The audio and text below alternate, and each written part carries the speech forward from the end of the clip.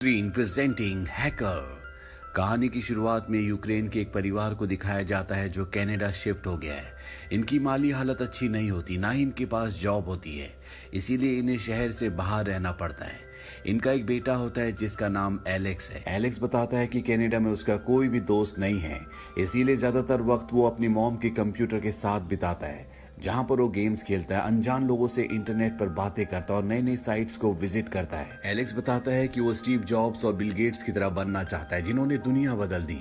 Alex internet पर देखता है, जहां पर उसे पता चलता है कि वहां पर ऐसी साइट्स भी हैं जहां पर क्लिक करने से पैसे मिलते हैं, और वो उन साइट्स के जरिए अपनी जिंदगी में पहली बार $140 कमाता है, जिससे वो बहुत खुश होता है। धीरे धीरे वक्त बीतता है और एलेक्स बड़ा हो जाता है। एक शाम को जब एलेक्स घर आता है तो वो देखता है कि उसकी मॉम रो रही है। उसकी मॉम बताती है कि बैंक से उसकी जॉब अब छूट चुकी है, उनके पास घर की किस्त देने के लिए पैसे भी नहीं है, उन्हें घर से निकाल दिया जाएगा। एलेक्स से सुनकर अपने कमरे में जाता है और एक बॉक्स लेकर आता है जिसके अंदर बहुत सारे पैसे होते हैं जो उसने पिछले कई सालों में जमा किए होते हैं। वो अपनी मॉम को देता है।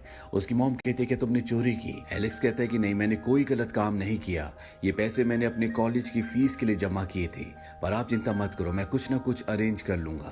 एलेक्स पैसे अपनी मॉम को दे देता है, लेकिन अब वो बहुत उदास हो जाता है क्योंकि पिछले कई सालों में उसने पैसे जमा किए थे। उसे नहीं पता कि अब वो पैसे अरेंज कैसे करेगा। तभी वो अपने कंप्यूटर पर जाता है और वहां पर टाइप करता है dark web. Dark web darknet की वो दुनिया है जहां पर दुनिया के सारे गलत काम होते हैं। यहाँ पर कोई भी किसी को ट्रेस नहीं कर सकता।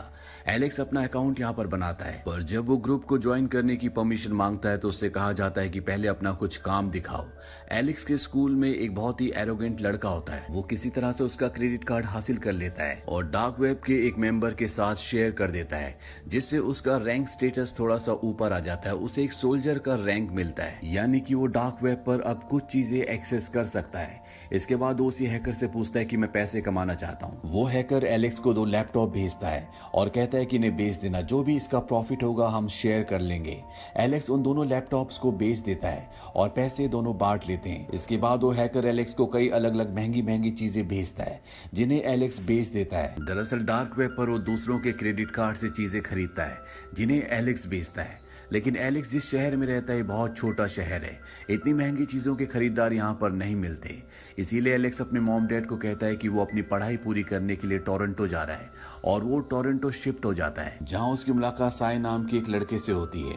वो उसे कहता है कि जो भी चीजें तुम बेचना चाहते हो मैं 1 मिनट में बेच दूंगा, पर इसका 30% कमीशन मैं लूंगा। एलेक्स मान जाता है और अब ये दोनों मिलकर काम करना शुरू कर देते हैं। पर एलेक्स अब छोटे मोटे कामों से बोर हो चुका है, इसीलिए वो कुछ अच्छा और बड़ा करना चाहता है। वो साई को कहता है कि अगर हमें करप्ट बैंकर्स के क्रेडिट कार्ड्स के डिटेल्स मिल जाए तो हम बहुत सारे पैसे कमा सकते हैं। साई कहता है कि मैं इसमें तुम्हारी मदद कर सकता हूँ।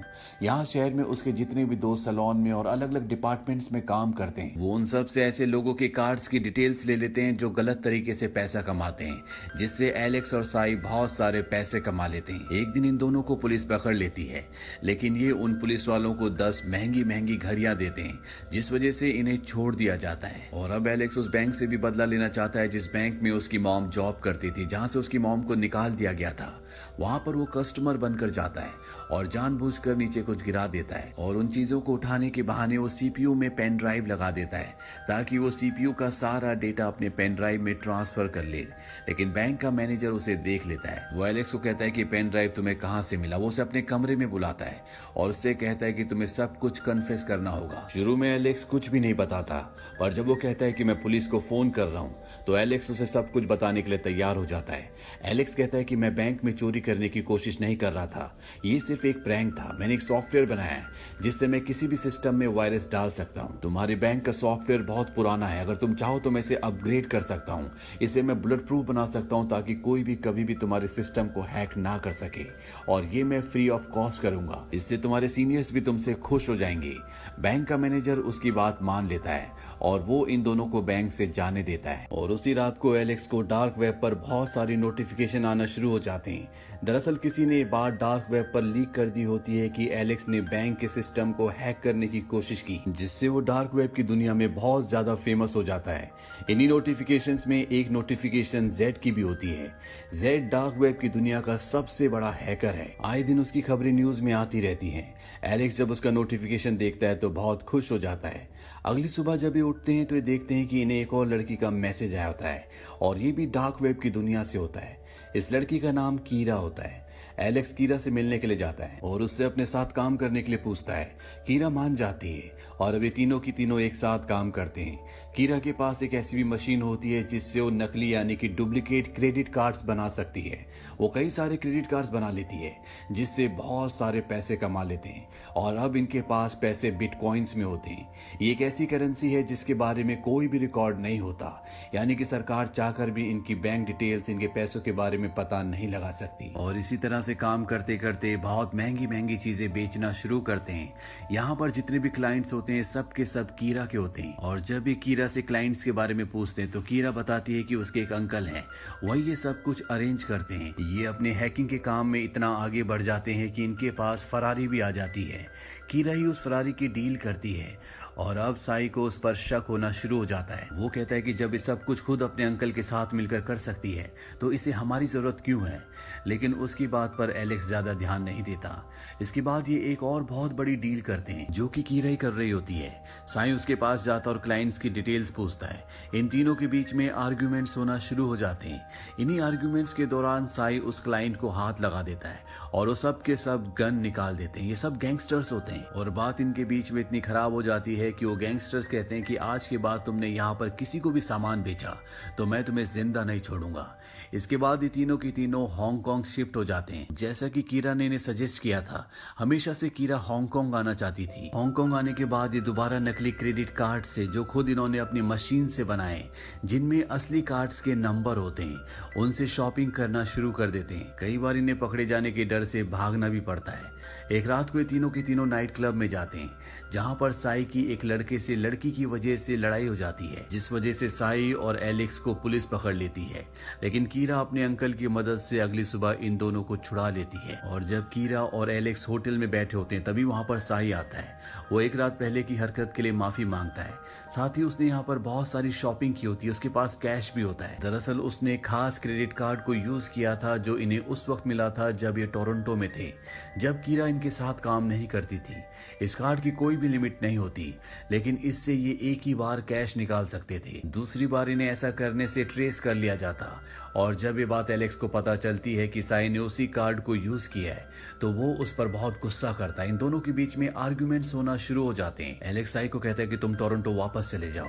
साई टोरंटो वापस चला जाता है और अब यहाँ पर कीरा और एलेक्स रह जाते हैं। ये दोनों हांगकांग के लगभग सभी एटीएम से अपने उन क्लोनिंग कार्ड से, जो इनके पास बहुत सारे होते हैं, $2.3 मिलियन चुरा लेते हैं और हर जगह डार्क वेब का विजिटिंग कार्ड छोड़ देते हैं। न्यूज में बताया जाता है कि हांगकांग में 2.3 मिलियन की चोरी हुई। किसी को नहीं पता कि कैसे हुआ, लेकिन जेड नाम का एक हैकर जो कि डार्क वेब को पूरी तरह से कंट्रोल करता है, उसने इसकी जिम्मेदारी ली है। वहीं कीरा फैसला करती है कि वो इस काम को और ज्यादा नहीं करेगी। उसके पास अब बहुत डॉलर्स हैं, वो आराम की जिंदगी जीना चाहती है। पर एलेक्स अभी भी इस काम को कंटिन्यू रखना चाहता है। और जब इस बात पर बहस कर रहे होते हैं तभी इन्हें जेड का मैसेज आता है जो इन्हें एटीएम वाले काम के लिए शाबाशी देता है। एलेक्स कहता है कि मैं तुमसे मिलना चाहता हूँ। जेड कहता है कि ये इम्पॉसिबल है। एलेक्स कहता है कि एक ऐसी डील है जिससे हम बिलियंस डॉलर्स कमा सकते हैं और जेड इनसे मिलने के लिए तैयार हो जाता है। ये जेड से मिलने के लिए जाते हैं। जेड व्हील चेयर पर होता है जिसका चेहरा पूरी तरह से खराब होता है और यही डार्क वेब की दुनिया का सबसे बड़ा हैकर है। वो इन दोनों से कहता है कि मैं तुम्हारे साथ काम क्यों करूं। एलेक्स कहता है कि मेरे पास एक ऐसा प्लान है जिससे हम बिलियंस डॉलर्स कमा सकते हैं। वो कहता है कि अगर तुमने कोई भी गलती की तो न सिर्फ तुमको बल्कि तुम्हारे परिवार को, तुम्हारे दोस्तों को, सबको मार दिया जाएगा। एलेक्स अपना प्लान बताकर यहाँ से कीरा के साथ निकल निकल जाता है। और जब ये दोनों बाहर अपनी गाड़ी में पहुंचते हैं तभी साई का कॉल आता है और वो एलेक्स से माफी मांगता है। वो कहता है कि मैं हांगकांग आ चुका हूँ, होटल में तुम्हारा इंतजार कर रहा हूँ। तभी उसके कमरे की डोरबेल बजती है। उसे लगता है कि एलेक्स और कीरा आ गए, पर जब वो दरवाजा खोलता है तो वहां पर वो नहीं बल्कि कोई और होता है। ये वही लोग होते हैं जिनका कार्ड पिछली बार साई ने यूज किया होता है, जिस कार्ड की वजह से एलेक्स और साई के बीच में लड़ाई हुई होती है। अब कुछ देर बाद होटल के कमरे में कीरा और एलेक्स भी पहुंच जाते हैं। वो देखते हैं कि उनके दोस्त को किसी ने मार दिया। एलेक्स इस बात से बहुत दुखी होता है, वो पुलिस को कॉल करना चाहता है, पर कीरा उसे समझाती कि हम ऐसा नहीं कर सकते, अगर हमने ऐसा किया तो हम पकड़े जाएंगे।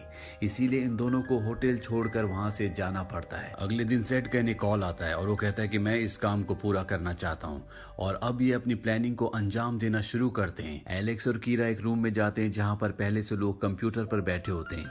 वहीं जेड को दिखाया जाता है जो अपनी स्क्रीन पर शेयर मार्केट देख रहा होता है। वहीं न्यूयॉर्क में फेडरल रिजर्व बैंक के चेयरमैन को दिखाया जाता है, जिसकी वजह से पूरी मार्केट अनस्टेबल है। उसे जेड के लोग गोली मार देते हैं और जैसे उसे गोली लगती है, एलेक्स, कीरा और उनकी पूरी टीम इस खबर को पूरी दुनिया में इंटरनेट के थ्रू फैलाना शुरू कर देते हैं।